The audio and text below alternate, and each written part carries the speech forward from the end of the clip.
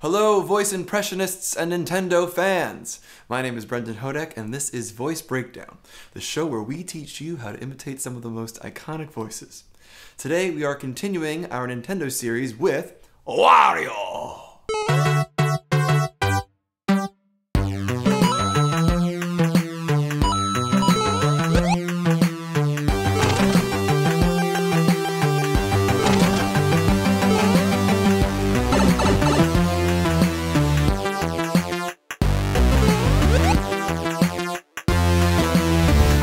Wario has been Mario's longtime rival.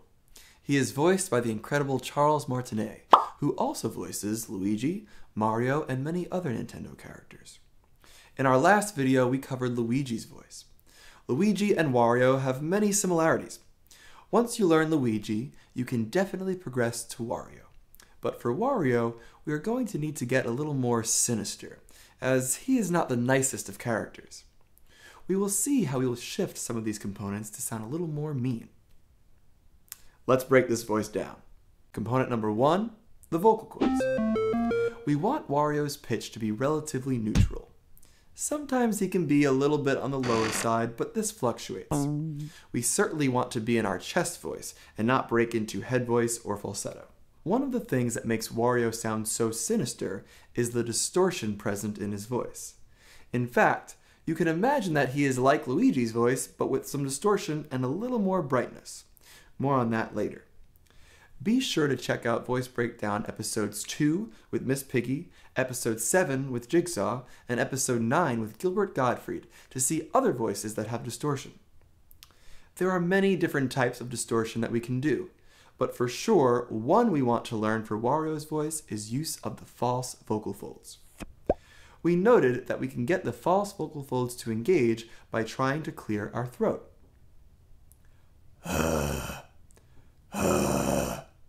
Then, if we add the rest of Wario's voice to that false vocal fold vibration, we sound like Angry Wario. Have a rotten day! There is also another type of distortion Wario uses that is called aryepiglottic distortion. Be on the lookout for a video about all of the different types of distortion in the future, but for now, let's keep this as simple as possible. We've talked about twang in previous videos. This is a coordination that makes the voice brighter. Wah! I'm talking with twang! For Wario, we definitely want to use twang. If we squeeze that twang a bit more, we get this aryepiglottic distortion. This is the kind of distortion used by AC/DC, for example. Back in black! Back in black! Wario uses it as well. Have a rotten day! Component number 2, the larynx. We definitely want to raise the larynx for Wario even a bit more than we did for Luigi, as Wario has a brighter, whinier voice than Luigi. Raising the larynx will help make the voice even more rough around the edges with that excessive brightness. Component number 3, the tongue. There is not too much to worry about with the tongue for Wario.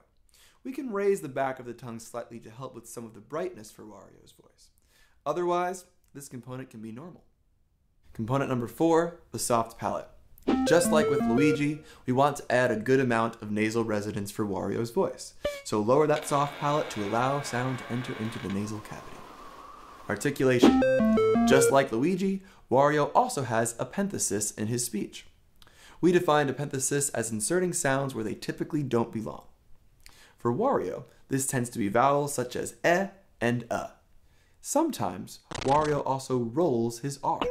So when he says, have a rotten day, it is, have a rotten day.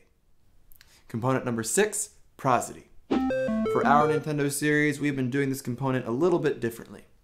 Since the Nintendo characters don't typically say more than a few words at a time, the best way to get their melodic and rhythmic tendencies down is simply to learn some of their most famous catchphrases.